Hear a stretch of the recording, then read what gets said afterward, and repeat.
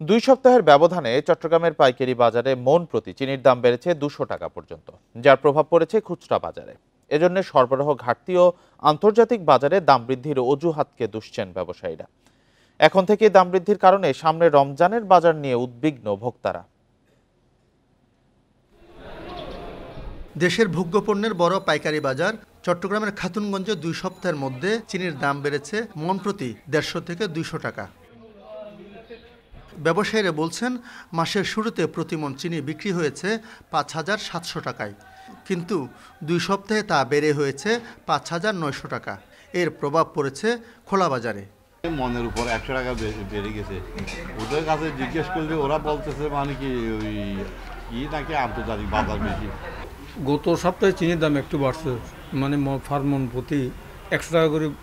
ব্যবসায়ীদের অভিযোগ, আন্তর্জাতিক বাজারে দাম বৃদ্ধি ও সরবরাহ কম থাকায় মিল থেকেই বাড়ানো হয়েছে চিনির দাম। ব্যবসায়ীদের পাশাপাশি সরকার যেন নিজ উদ্যোগে মানে ব্যবসায়ীদের সহযোগী হিসাবে পণ্য আমদানির ক্ষেত্রে পণ্য সরবরাহ করতে তারা যেন সেই ভূমিকাটি রাখেন।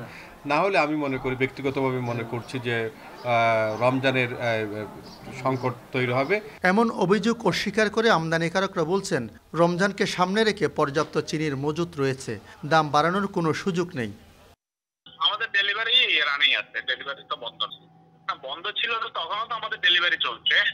না, আমাদের দিক থেকে আশা করি আমরা তো যতটুকু আছে ইনশাআল্লাহ আমরা রানিং এ রাখবো।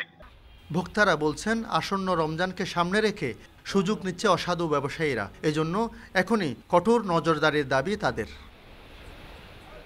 আলমগীর সবুজ, ইন্ডিপেন্ডেন্ট নিউজ, চট্টগ্রাম।